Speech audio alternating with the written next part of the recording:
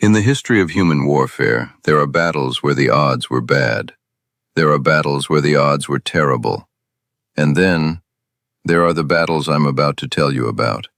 Battles where historians, generals, and soldiers on the ground all knew, before the first shot was fired, that no one was coming back. Not some, not most, no one. These aren't stories of bad luck or impossible odds. These are stories of missions that were essentially death sentences, ordered by commanders who knew exactly what they were asking.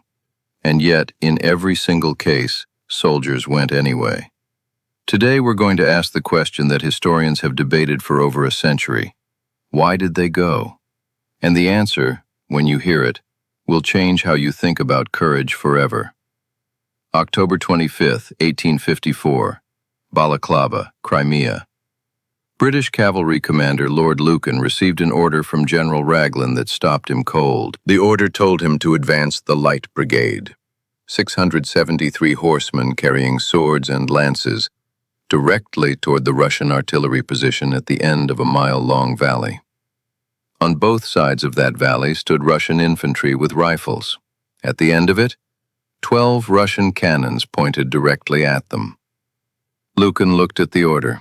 He looked at the valley. He looked at the guns. He turned to Captain Nolan, the officer who delivered the order, and said, "There is a battery in front. It is suicide." Nolan replied in the words that would echo through history, "There is your enemy. There are your guns." Lord Cardigan, commanding the brigade, knew what the order meant. Every officer knew. Every rider knew. At 11:10 a.m., Lord Cardigan rode to the front of his men. He drew his sword, and he said 3 words. "Brigade, advance." 673 men kicked their horses into a full gallop. The Russians couldn't believe what they were seeing. A Russian commander watching through his binoculars reportedly said, "They are magnificent, but they are not soldiers. They are madmen." At 11:17 a.m., exactly 7 minutes after they began, the first Russian cannonball struck the charge. Men and horses were torn apart mid-gallop. Riders whose horses were killed beneath them got up and kept running on foot, directly into the guns. Those who reached the Russian battery, actually reached it, fought with swords against cannons, hand to hand. 20 minutes after the charge began, it was over. 673 men rode into the valley. Only 195 came back. 478 were killed, wounded, or captured in 20 minutes. But here is what no history textbook tells you. 2 days after the charge, the survivors, those 195 men, were ordered back to the same valley. They went. The question isn't why they died. The question is, why did the ones who survived go back? The defense of Wake Island, December 8th to 23rd, 1941. December 8th, 1941. One day after Pearl Harbor, on a tiny coral atoll in the middle of the Pacific Ocean, 2,300 miles from Hawaii, 449 U.S. Marines, a handful of Navy sailors, and 1,100 civilian workers woke up to find Japanese bombers overhead. They had no air support, no naval backup, almost no ammunition. Commander Winfield Cunningham sent a message to Pearl Harbor. "Send us more Japs." The message became legendary.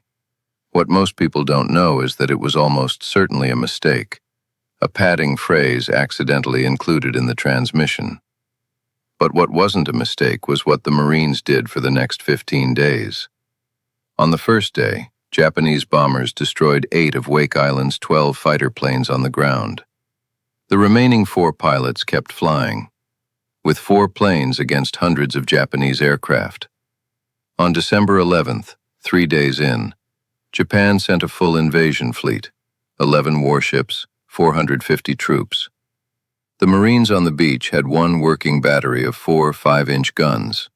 They waited, let the fleet get close, and opened fire. They sank 2 destroyers and damaged 7 other ships. The Japanese fleet turned around. It was the first time in World War II that a Japanese naval attack had been repelled by 449 Marines against a fleet. Word reached the United States. The country went electric. Relief ships were prepared and dispatched. Then, on December 22nd, those relief ships were recalled, ordered back. The Navy decided Wake Island was not worth the risk. The Marines on the island did not know this. They kept fighting, believing help was coming. On December 23rd, Japan returned with a force 10 times larger. 2 aircraft carriers, 2 battleships, 9 cruisers, and over 2,000 troops. The Marines fought house to house, gun position to gun position. Major James Devereaux sent his final message to Pearl Harbor at 7 a.m. "Enemy on island, issue in doubt." An hour later, Commander Cunningham surrendered. 98 Americans were killed in the 15-day defense. The survivors, nearly 1,500 men, were taken prisoner. Many would not survive the prison camps. But this is what the history books leave out. On December 22nd, the night before the final assault, Commander Devereaux was offered the chance to escape via submarine. He refused. He would not leave his men. He stayed. He was captured. He spent the next 4 years in a Japanese prison camp, and every day of those 4 years, his men stayed alive because he stayed with them. Pavlov's house, Stalingrad, September to November 1942. September 27, 1942, Stalingrad, Soviet Union. Sergeant Yakov Pavlov and 3 other Soviet soldiers crossed 400 meters of open ground under constant German machine gun fire to reach a 4-story apartment building on Penzinskaya Street. They cleared the building of German soldiers, floor by floor, room by room. Then they did something that seemed insane. They stayed. Within 72 hours, Pavlov's force had grown to 25 men, soldiers from Russia, Ukraine, Georgia, Kazakhstan, Uzbekistan, and Tajikistan, a coalition of the entire Soviet Union fighting in one building. They had anti-tank rifles, machine guns, and mortars positioned in the windows, and for the next 58 days, the German 6th Army, 300,000 soldiers, could not take one apartment building. The Germans attacked with infantry, repelled. They attacked with tanks, repelled. They sent engineers to blow the building down from the foundation, repelled. They called in airstrikes. The building was bombed. It still stood. General Vasily Chuikov, commander of Soviet forces in Stalingrad, later said, "Pavlov's garrison defended this one house with more stubbornness than the Germans took all of France." Here is what made Pavlov's house militarily unique. The building sat at a crossroads. Whoever held it controlled visibility over a 1-kilometer radius. The Germans lost more men trying to capture that building than they lost capturing Paris. On the maps of German military planners, Pavlov's house was eventually marked as a fortress. On Soviet maps, it was a single dot. November 25, 1942, day 58. Soviet forces broke through the German encirclement and reached the building. Of the 25 men who had defended Pavlov's house, most were still alive. Most. Sergeant Pavlov himself survived the war. In 1945, when Soviet forces reached Berlin, he was among the first soldiers to enter the city. He later became a monk. When asked about the battle, he refused to speak of it as heroism. He said only, "We were there. We could not leave." 3 battles, 3 completely different centuries, nations, and wars, and in every single one of them, men were given the choice to stop, to retreat, to refuse. Some of them were even ordered to go back. They didn't. We spend a lot of time debating military strategy, tactics, leadership failures. And those failures were real. The Light Brigade should never have charged. Wake Island's relief ships should never have turned back. Pavlov's men should have been rotated out after a week. But strategy doesn't explain why a man who watched his horse get shot from under him picked himself up and ran toward the cannons on foot.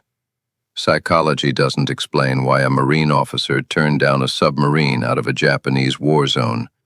And no military textbook explains why 25 exhausted soldiers held one building for 58 days when every military calculation said they should have been dead after 5. The answer, and I've thought about this for a long time, isn't duty. It isn't patriotism. It's something much smaller and much more powerful. It's the man standing next to you. Every single soldier in every single one of these battles fought longer than any rational calculation suggested they should because of the person beside them. And that, perhaps, is the most important military lesson in human history. Not strategy, not weapons, not numbers, the willingness to not leave. These men didn't get front-page headlines. They got footnotes. Most people who've heard of the Light Brigade think it was a poem. Most people have never heard of Wake Island. And Pavlov's house doesn't even have a Wikipedia page in English that does it justice. If you think stories like this deserve to be told, stories where the math said impossible and humans said, watch us, then hit subscribe.